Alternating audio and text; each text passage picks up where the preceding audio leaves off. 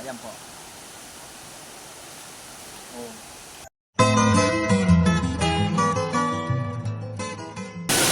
So mga Kawas and Learn, nandito po tayo ngayon sa Buruwisan. Ito po yung dinadayo ng mga kababayan natin, lalo-lalo kapag mahal na araw. Ang Buruwisan po ay kilala po bilang 7 wonders ng Siniloan. Ngayon, alam niyo po ba kung bakit tinawag na Buruwisan Falls po ito? So, ito po ang aalamin natin. Samahan niyo po ako. Mag-aanap po tayo ng mga mountaineers kung alam nila kung bakit tinawag na Buruwisan Falls po ito. So, bago po tayo bumaba sa Buruwisan, aalamin po muna natin. Para at least alam natin kung bakit tinawag itong Buruwisan. Tara, samahan niyo ako. Watch and learn.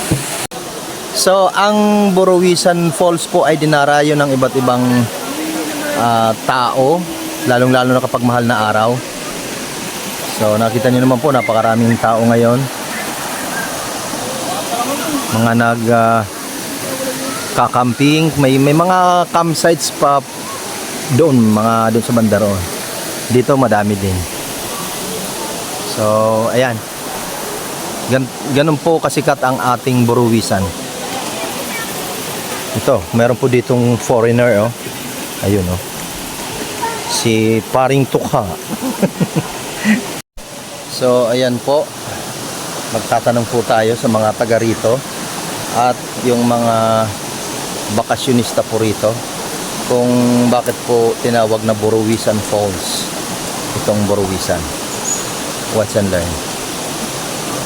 Po, meron po tayong tatlong mountaineer dito po na kaya mga taga saan po kayo? Kalamba po. Sa Kalamba lang, kapitbahay lang naman po. Ang gusto ko lang po kasing malaman kung bakit po tinawag na Buruwisan Falls ang falls na to. Bali nung mga dati sabay namin ng hike, yung mga matagong na sila. Ang dati raw, taon-taon daw, may bubuwis ng buhay, kaya tinawag ng Buruwisan. Okay. Bubuwisan din ng buhay yearly. So, yearly may nagbubuwis ng buhay, kaya tinawag na Buruwisan Pero itong Falls. lately, itong nakaraan, wala naman daw namamatay. Wala namang namamatay ngayon. Ay, wag naman po sana. Okay, sige, maraming salamat po kuya. Anong pangalan mo kuya? Norman po. Norman, si kuya? Jackie. Jackie, ikaw kuya? Church. Napakapogi ni kuya, oh. So, maraming salamat po. So, ayan po sa ating na-interview po ng mga mountaineer from Kalamba ay kaya daw tinawag na Buruwisan dahil maraming nagbubuwis ng buhay dito sa falls na to. Kaya maghahanap pa rin po tayo ng iba pang sagot kung bakit po tinawag na Buruwisan Falls. So, good morning po. Meron po mga mountaineer dito na umakyat dito sa Buruwisan. Bakit po kaya tinawag na Buruwisan ang falls na to? Yan. Sino po ang alam? Lalo yung tama. Yung idea po, yung bakit may idea lang po kung bakit tinawag na Buruwisan? Wala po ako alam din eh. Walang alam po. Kayo po? Kasi Buwisan daw po kasi yung buhay yan. buwisan ng buhay. So, siyempre, pag pupunta po tayo sa isang lugar, dapat alam po natin kung ano po yung history. Kaya po natin inaalam. So, kayo po? Kayo po alam. Okay po, okay po. First time ko lang. Ay, at least salamat. Opo, yan. Sige. So, hindi po nila alam. Ang sabi ni ate, itong isa ay marami daw nagbuwis ng buhay. Okay po, salamat. So, ito po si Kuya Florence. Ilang taon na po kayo nakatira dito, Kuya? 8 years na po ako dito. 8 years na po. Ayan, so sila po yung may-ari po dito sa binibilhan namin dito yung tindahan. Ang tanong ko lang, Kuya, bakit po tinawag kayang Buruwisan Falls yan? Yung Buruwisan Falls, marami nagsasabi, marami daw nagbuwis ng buhay dyan, pero maling-mali ho yun. Ang Okay. tama ho doon, meron ho tayong tinatawag na Buruwisan Tree. Yung pong Buruwisan Tree, yung pinakamatandang puno dito na nakalocated doon sa baba ng falls. So, Okay. sinabi siya na Buruwisan Falls. Yun po ang totoo nun. So, kaya pala, ang pagkakaalam po kasi namin dati, na marami daw pong nagbuwis ng buhay. Mali po yun. Ayun po pala ang mali doon. So, mali ito doon. pala ay ipinangalan sa isang puno na ang pangalan ay Buruwisan. Opo. Okay. So, ayun. Meron po tayo ng kasagutan dun sa... Kuya, maraming salamat po. Maraming Walang anuman salamat. po. Welcome po kayo dito anytime. A few moments later. So dahil alam na po natin ang dahilan kung bakit tinawag na Borowisan Falls ito, bababa na po tayo. Tara, samahan niyo po ako. So medyo ingat-ingat lang po sa ating baba kasi talagang napaka-extreme po ang tarik. Yan. So samahan niyo po ako. Medyo mabahoy tayo dito. Ano? Ayan po, nakikita niyo po ang mga ugat ng ating pong dinadaanan papunta pong Borowisan. So ito na po mga ka-Watch and Learn, pababa na po kami. Pupunta na po namin ang aming talagang pinuntahan dito. Ayan. So ito po yung mga kasamahan namin. Mga tropa yan. From Valenzuela. O naku, talagang ako'y gusto kong tumira sa Valenzuela. Napakapopogi pala ang mga taga Valenzuela. Naku, patay tayo dyan. At may tagay pa. Wow. Mamaya babalik ako. Ay! Salamat. Shoutout Valenzuela.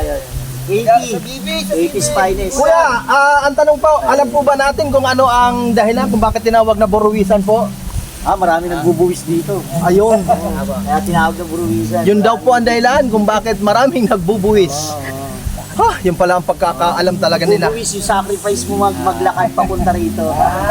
Pero at least alam niyo na po kung ano ba talaga ang dahilan kung bakit tinawag na Borowisan. Go, go! Kuya, kita-kita tayo doon. Thank you. Shout out po sa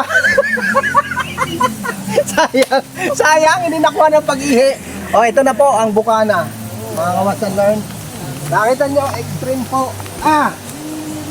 Woo! Borowisan.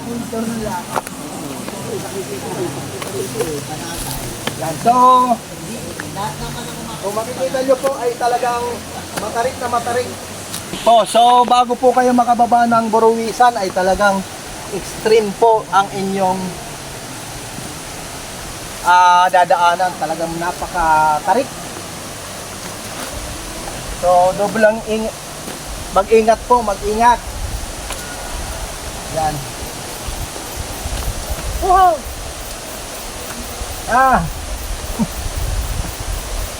Meron naman pong mga hawakan dito. Ayan.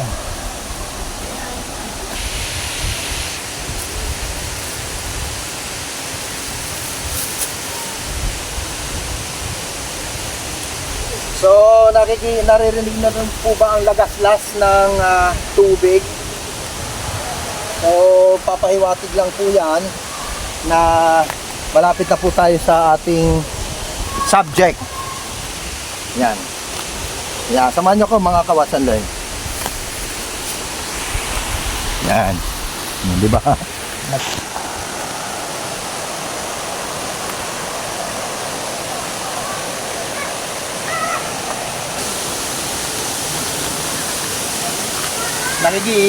Naririnig na po ba yung lagaslas? So, ito na po yun. This is it. So, yan na po yung tinatawag nating Borowisan Falls, na kung saan nalaman nyo po kung bakit tinawag na Borowisan Falls. So, ulitin ko lang po. Marami pong nagsasabi, kagaya kanina na dadaanan natin, na kaya daw tinawag na Borowisan dahil marami daw nagbuwis ng buhay. Pero ang totoo, hindi naman po talaga yun ang dahilan kung bakit tinawag na Borowisan. Tinawag pong Borowisan Falls dahil ito po ay isang klase ng puno na kung saan malapit po dito sa Borowisan. Kaya po siya tinawag na Borowisan Falls. Ayan po. Nakita nyo po kanina yung taas. So, napakataas po niyan. Ilang metro po yan. Kaya, delikado po, pag nahulog po kayo dyan, ay talagang may kalalagyan kayo. Kaya mag-iingat po lahat ng pumupunta rito. So, maraming salamat po sa pagsama. Ito na po ang ating pinaka-extreme, ito na po ang ating pinaka-main subject po ang ating Buruwisan Falls. So kung mapupunan nyo po, marami po dito yung mga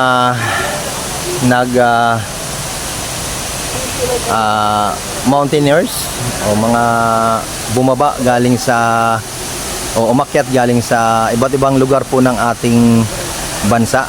So kung makikita nyo po, ang ating Buruwisan Falls ay napakataas po yan. So makikita nyo po ang ano talaga yung ganda ng kalikasan. So ilog po sa taas, naputol, bumagsak po. Ang kasunod po niya ay ito. So ayan, diretso po dun. Ayan.